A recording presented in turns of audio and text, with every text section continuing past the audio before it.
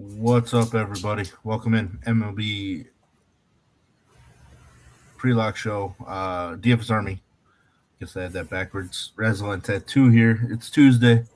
9-game slate now, and I believe FanDuel is the same. I don't think they decided to add early games again, or did they? No, it doesn't start till 7:40. Oh, so it's an 8-game slate? Yeah, it's Oh yeah. lost the FanDuel's not break. using game 2 of the doubleheader. Yeah. DK is using game 2 of the doubleheader.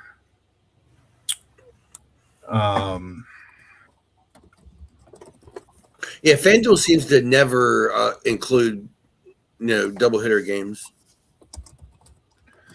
Yeah, it's probably smart to do, I guess, but if you by not doing it, they lose out on one of my top pitchers tonight. So I guess that's whatever. But yeah, we have 9 games on DK, 8 games on FanDuel. Then losing that Braves Mets game, very interesting because I wanted to stack the Mets tonight against Chris Sale. Nobody should only like one head. Should be more interested in multiple. But yeah, pitching wise, or just overall on the slate, how are you feeling about the slate? What the hell keeps happening here? I feel like we got better options than we've had in a while. Where there's actually like choices to be made in a positive way.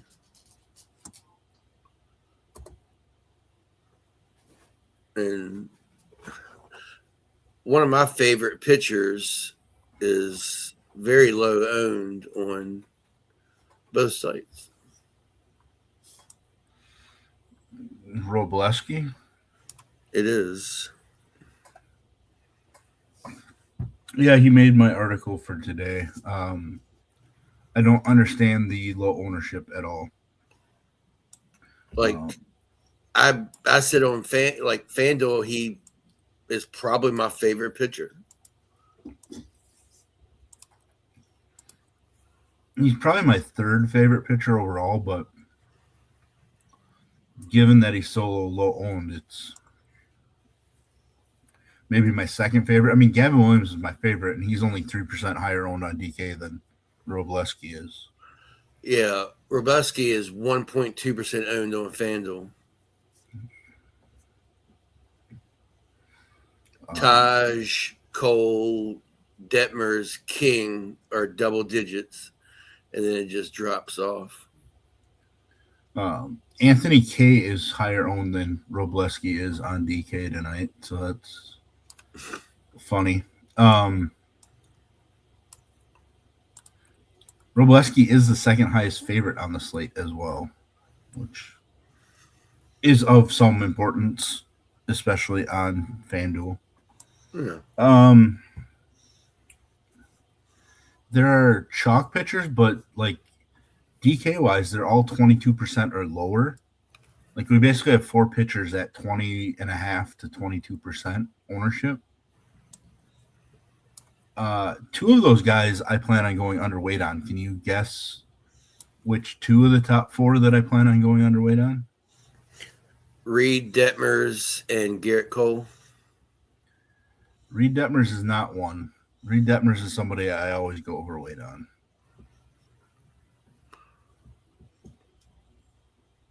So Garrett Cole was one. Garrett Cole is one of them. Well, that would narrow it down to 2 more. Is it King?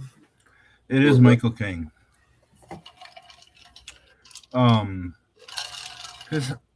His higher walk rate, with the fact that he generally isn't striking people out, is something that I don't necessarily love. And the Rockies just score runs offensively. Like offense hasn't been their issue. unless they're facing a left-handed pitcher, then offense is an issue. So for King to be the chalkiest pitcher, feels like one where I can just pivot away from. And, the two big reasons why I'm doing that is like I can go underweight on Cole and use all that ownership on Gavin Williams as a pivot. And then I can go underweight on Michael King and use all that ownership on Robleski as a pivot. It's kind of like a similar price point range pivots. So that's kind of the plan for my evening. I'm just going to kind of flip the ownership board for the most part, and just hope that it works out for me. Yeah, and that's how I was thinking about starting my single entry was Gavin Williams and Robowski. That's my default combo for all my hand builds so far. So, do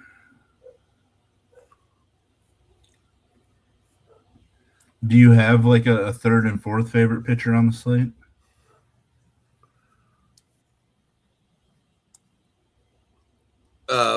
Bradley would probably come in third.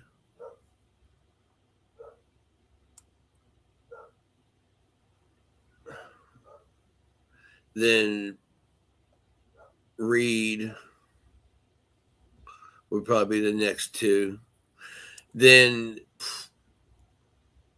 then it comes down to, do I want to use Landon or Logan in San Francisco, or Lambert, But I think it's kind of down to those guys. Yeah, I don't know that I want to use Landon Raup as much as the field does. The field does. I'd be much more interested in Logan Henderson in that game. Obviously, that comes with a big price increase. Admittedly, I've been using a lot of Peter Lambert for a while.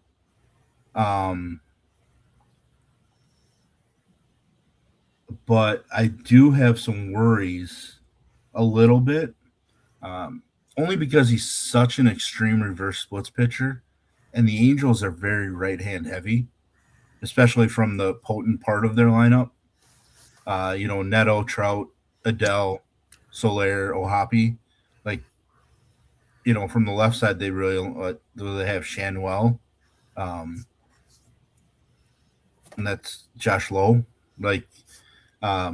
The Lambert reverse split scares me against a lineup like the Angels. I am going to use them just because the Angels strike out so much. Yeah. But it's not one of those, I'm super happy to play them spots.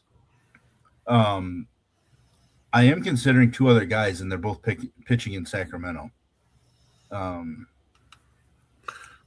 I was going to ask about Jake Bennett.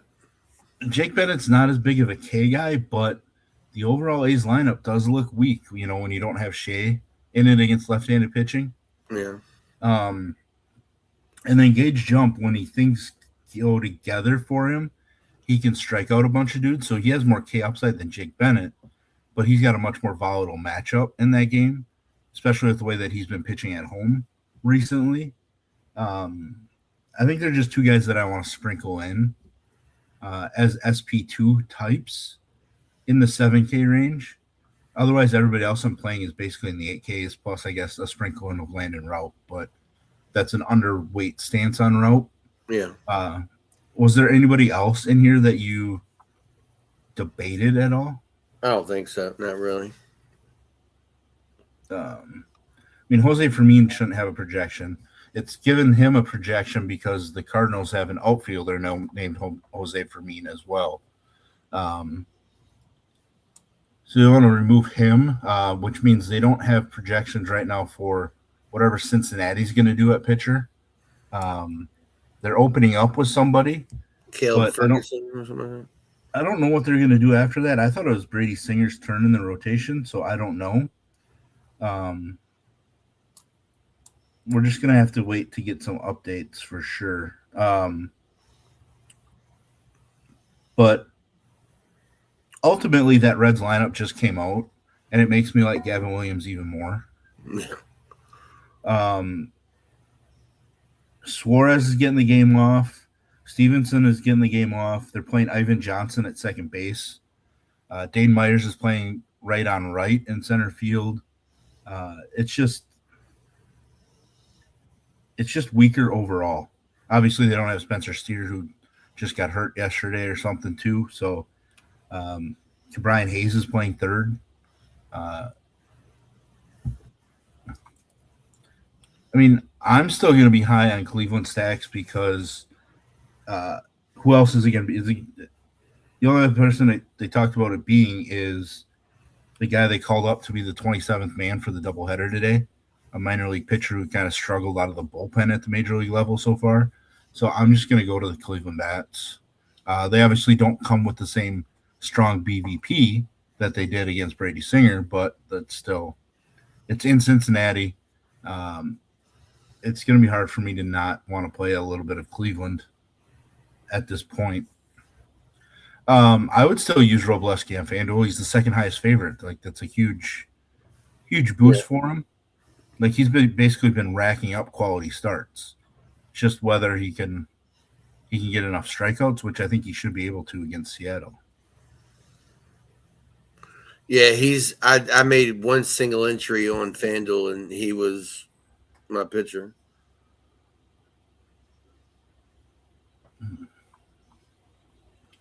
Yeah, any other pitchers pop off for any reason at all? Not really, honestly. Yeah. I don't have any interest in anybody else at this point. Offensive standpoint, looking at the DS and implied run total, I can tell you that the Cleveland-Cincinnati game is incorrect. That's still showing like game one because Cincinnati does not have a 5.6 implied run total against Gavin Williams.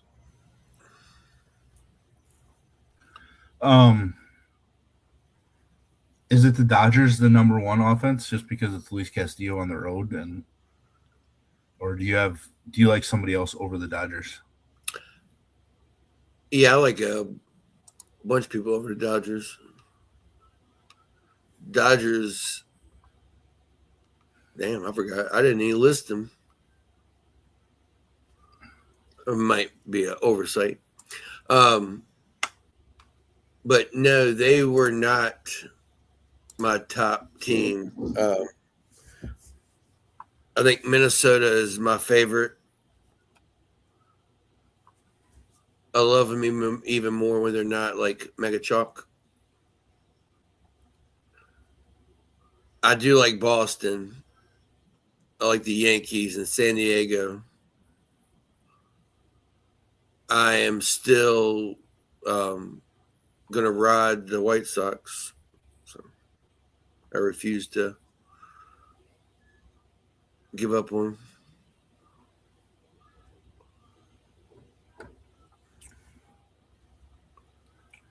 them. I will admit that the Yankees did not make my top 12 stacks on this slate. I like some mini stacks, like a Jazz and Goldie or a Jazz and Rice. I just do not like the Yankees, especially against left-handed pitching.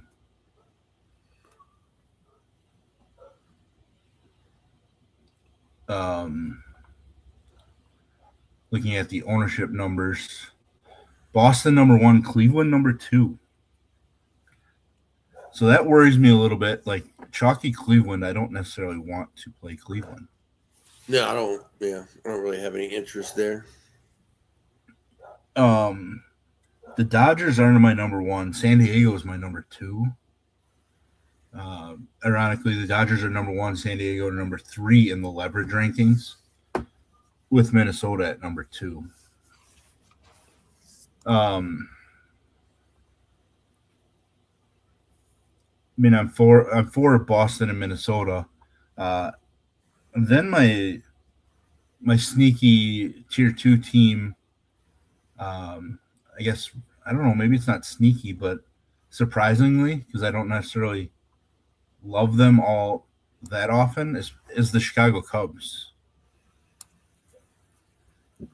Kind of going back to them, a couple of the guys helped me out last night, nearly take down something on DK. PCA, if he could have did anything other than just a couple walks, probably would have helped me take it down rather than finish. I don't know what I did, 9th or something. So I'm going to go back to the Cubs. Yeah, I like the Cubs too. They're right in there in my tier 2.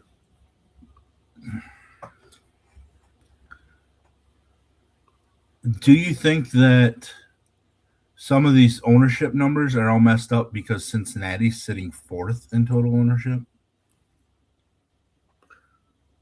Yeah, Like Cincinnati against Gavin Williams seems odd. So they have the right implied run total in here at the 11th best on the slate. But like there's no leverage. Seattle's sitting 8th in total ownership, the worst leverage team on the slate.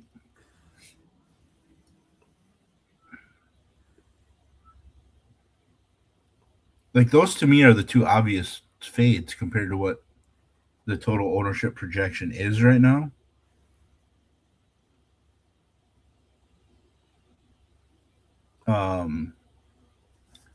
But I also don't know if I can get behind the A's that much. Like they're in my top 12, but yeah, I don't love the look of that lineup right now. Yeah, I think I made a tier 3, and then I was like, all right, who do I list? And I'm like, Soderstrom.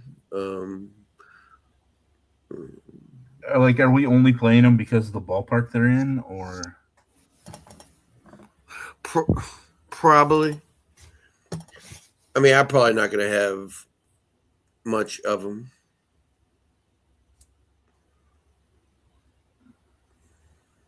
They give up a lot of runs, but sometimes they're not, producing them. Yeah.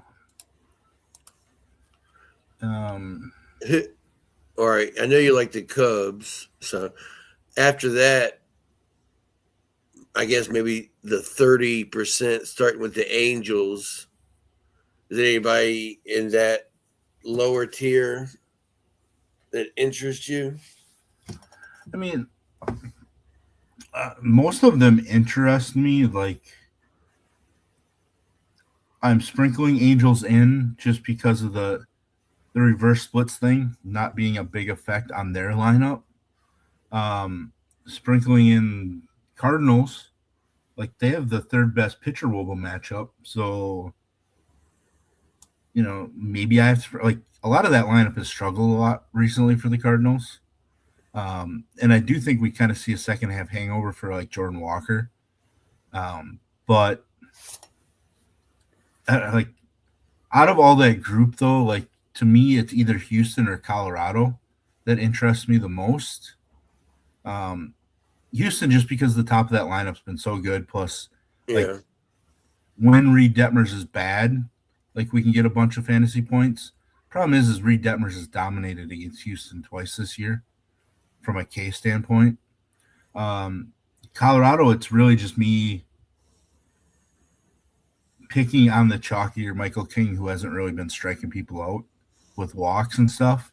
So it's like they have terrible projections, but they have the 3rd best batter wOBA on the slate, within their split, and they have the lowest implied run total.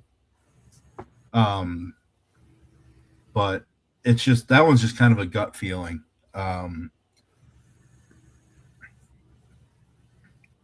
Like the answer probably should be the White Sox, but I don't know. The Rockies are half the ownership the White Sox are. There's like just a drop off right there alone. So those three teams on the very bottom, I would rank ahead of Kansas City tonight, who has a total ownership roughly Basically, what those those three teams are combined, more or combined. less. So yeah, I think I'd put Kansas City at the bottom for me. So I think there's only a few teams tonight where I really want to avoid. I think you can make a case for most of the teams playing on this slate to at Yeah. least get a sprinkle of.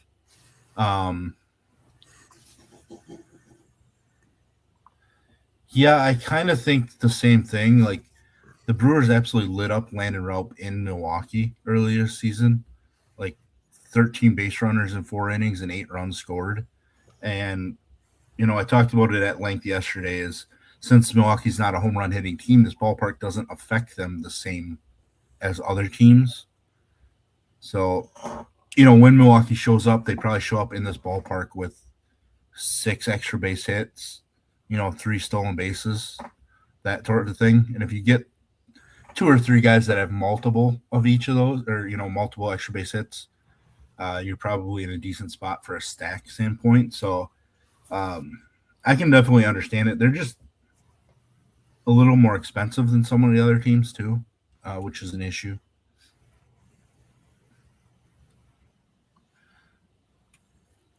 Who's the one team that you're definitely avoiding for sure?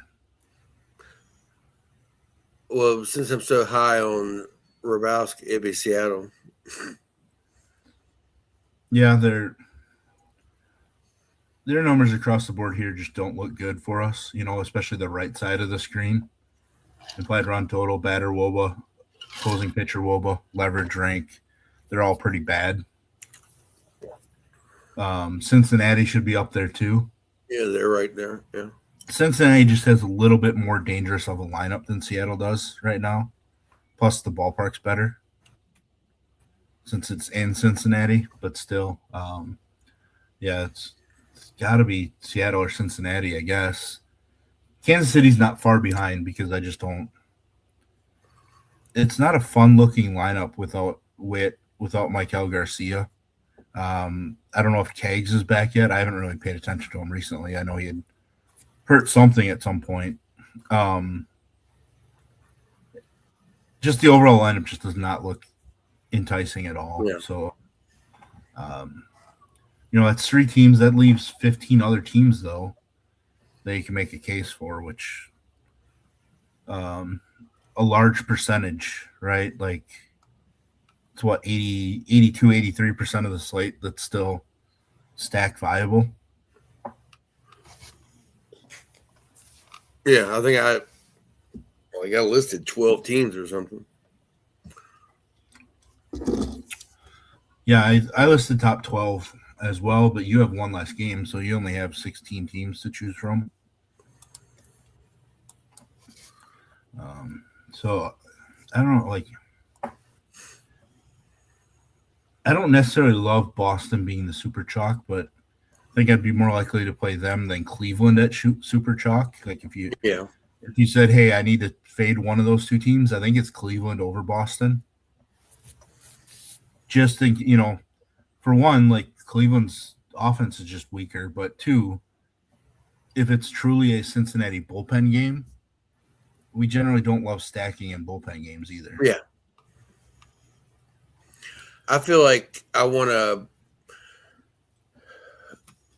like, depending on how the build goes, like Minnesota or even like San Diego is my main stack, and then just try to get a couple of those Boston bets in there.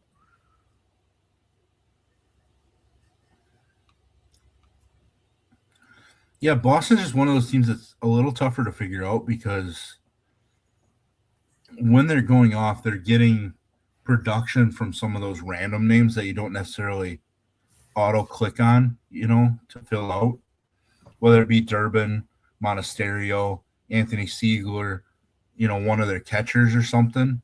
Like, it just seems like one of those guys is always involved. Yeah. Because you for sure want to play like Wilson Contreras, right? Rafaela against a left-handed pitcher. Those are two guys. Romy Gonzalez, maybe a little bit. But then, yeah, you're relying on these random guys showing up, and it makes it tougher clicks.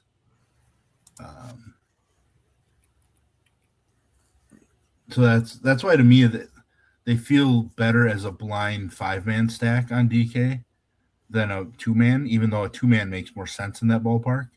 It's just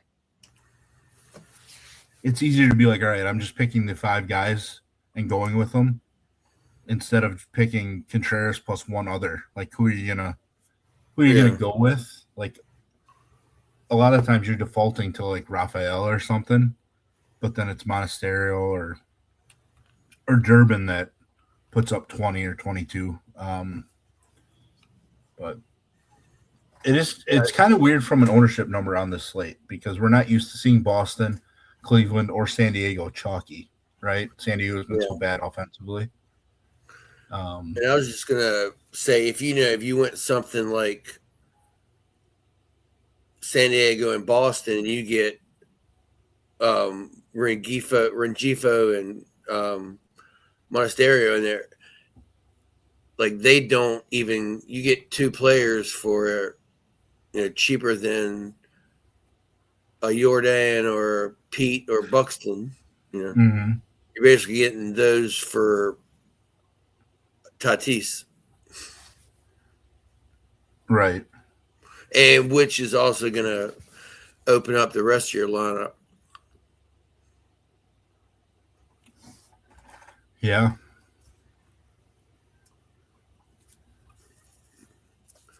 I'm not sure how chalky those guys are. Not really. I mean, Rengifo is one of my favorite bats on the slate. So, and he's 5% owned.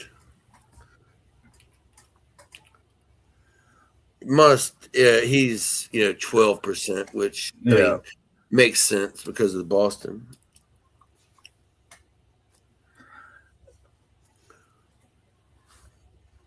But Boston's ownership might adjust yet too, because I don't know that Curtis Mead's going to be in the lineup after leaving last night, getting hit on the wrist.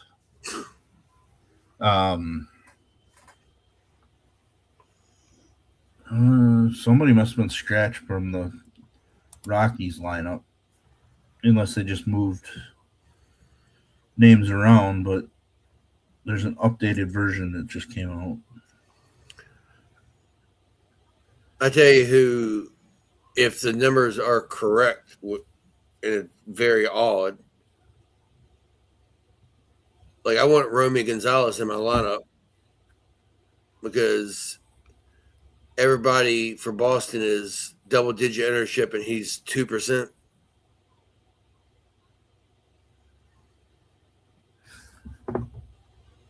Yeah. I mean, I don't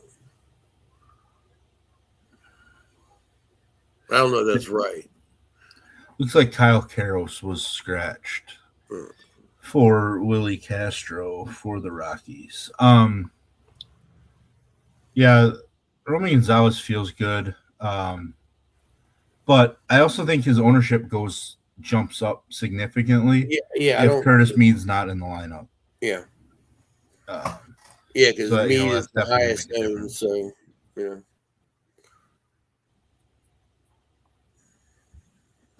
Yeah.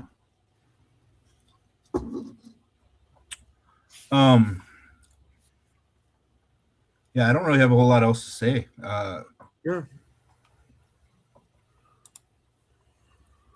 Do you want to go position by position, give your favorites, and then I will do the same? Yeah. And then you can give out your dong to whoever you'd like. But they must be in the chat, not whoever you'd like in the world. Sorry, Sydney. Let's see. My favorite catcher, which I don't pay a whole lot of attention to when I'm on FanDuel, but I would say that it's probably Ryan Jeffers with a shout out to Logan O'Hoppe. First base, Wilson Contreras probably, but I do like Goldie.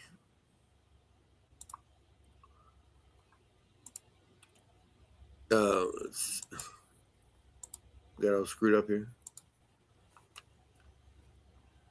Where am I at? Second base. Yep. I mean, it's Cody Clemens. It's hard not for it to be. Third base, it's either going to be Manny or Rengifo. God damn, I can't say his name. Shortstop is actually not very good tonight, so it's Monasterio for me. Outfield, it's Willer Abreu, Rafaela, Trevor Larnach were probably my favorites. Merle.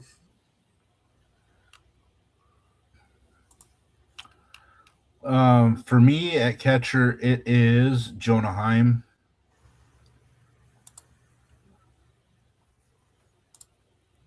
First base, Michael Busch, maybe. Bush beer.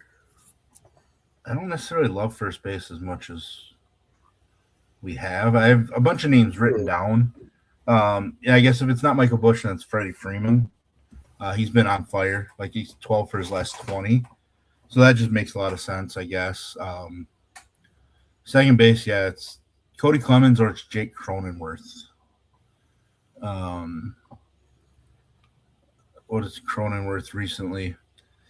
8 hits and 7 walks over his last 6 games. Third base, you said the two already, but like for me, it's Machado or Rengifo. Third base is pretty weak tonight for me. Shortstop, Jeremy Pena has been solid against Detmers and obviously hot, but also I don't know if you realize that Xander Bogaerts is 6 for 6 with a walk against Michael Lorenzen.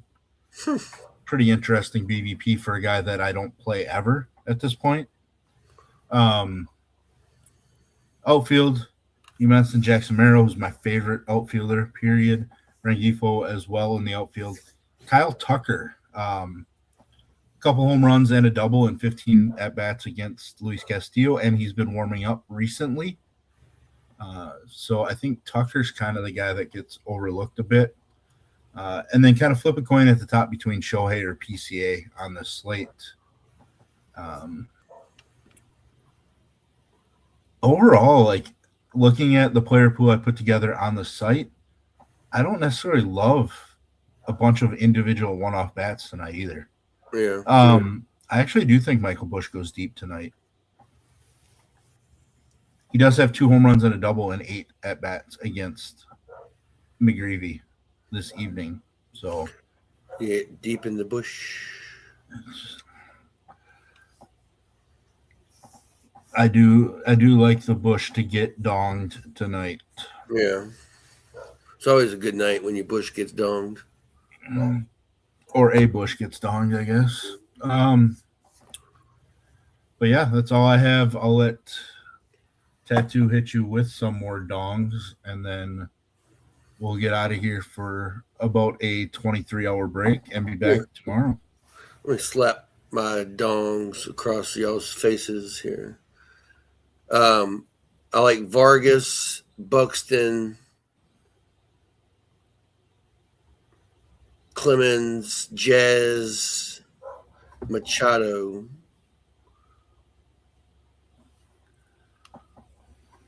and throw in a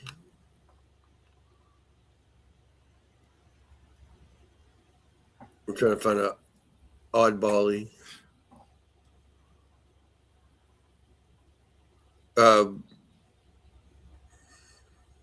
Shit, that was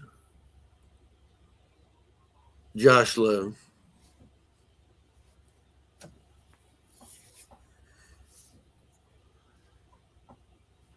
Yeah, I don't even have a don call for the website yet. I have to put one of those together. I do not ever limit pretty much anybody. There might be a rare time when somebody has like first base, second base, or second base, third base, where I don't want that player to take up first or third, and I just want them to play it, take the second base spot, which is generally weaker. But generally, like, I'll play Shohei at first because then and you also get three other big outfield bats, right? Like generally a lot of the most expensive bats on a slate, Jordan, PCA, Juan Soto when he plays, Judge when he's healthy, like they're outfielders. So on DK, that's a way to get four outfielders. So I will gladly play him at first base. So sometimes I edit like the catcher first base as well. A lot of those guys I don't really want to take up first base with. Like Salvador Perez, I would when he had it, but like Victor Carantina, I don't want to play him at first base. Jonah Heim now I don't, because we don't have to worry about fitting in Shea, right? So like I can change Jonah Heim to catcher only at this point. But also I think a lot of it kind of depends on the slate, right? Like the strength of positions matter. So if you get a slate where catcher's super strong, well, then maybe you want to keep Jonah Heim at first base / catcher because you want to be able to have two catchers together in some of your builds. But yeah, it's hard to make a hard and fast rule to do that when every slate is just slightly different. Yeah. But yeah, that's all we got for today. We'll be back in right around 23 hours for a Wednesday show. Day baseball day tomorrow as well. I got a funeral to attend to in the morning and stuff. So, I'll be back for the show. If you are members of DFS Army, hit us up in Discord, all that good stuff. Tag us with winning screenshots. Ask us questions, all of it. If you're not a member, you probably need to get over there. I have multiple promo codes to throw at you right now. Best Ball 2026 is scrolling at the bottom of the screen. 20% off NFL or VIP membership. Like VIP Core 4 does include baseball. If you want to use code BOOK, BOOK, that gets you 20% off any membership at dfsarmy.com. That's a new one that just came out. I was just alerted about right before we went live on the show. With Book, I guess you don't really have to use Raz or Tattoo for 10% off any MLB package. But if you want to support us, you obviously can use those names and sacrifice 10%. But yeah, there's a link in the description below. You use that link with any of the promo codes. I think we have another promo code coming out next week for the NFL push. From what I'm told. So be on the lookout for that. But yeah, I think we just have multiple codes that work right now. So use any of them. You can't get something to work, DM us on Discord or on X, and we'll try to figure out why it's not or find you the best code that we can. After all that, I'm done. I'm out. In the comment? I mean, is your affiliate link in the description? Mine. Well, I was going to say, yeah. If they go through there and still use like the best ball or whatever code, at least you're probably still getting the referral. Yeah. It's just like, yeah, I mean, just in general, like stating different codes, but like if there's a 20% code out there somewhere, like use Book. That Best Ball 2026 one only works for NFL or like the VIP stuff. Yeah. So if you only wanted I don't know, MLB only or NBA only or something like that, use Book. Or if you wanted to support Tattoo while use Tattoo. You only get 10% off, but at least Tattoo gets some credit for that. If you do want to support Tattoo, don't use the link down in the description. But use the link down in the description. You just go to DFSarmy and go to pricing and enter in tattoo, because the link does credit me before it would credit the promo code that you use. Okay. So even if you use tattoo after using my link, I get credit for it. So, but they can still use book. Right, you can still use book at that point. But I don't know, a lot of spiel for all different promo codes. Generally, the best way to do it is hit us up somewhere on X, in Discord, etc. Ask us what we have available for codes, and we will find you the best possible way for you to join us. And if you are playing the early slate, the Blue Jays and National game is delayed. And get Discord, just tag the shit out of Upper Slag with every single question you got. Tag everybody but me with questions in Discord, please. Tag Upper Slag with stupid questions. Yeah, I mean, just tag anybody but me. That's all that matters to me. Yeah, we're out. We'll be back tomorrow, roughly same time. As always, best of luck, everybody, this evening, and helmets up. Helmets up.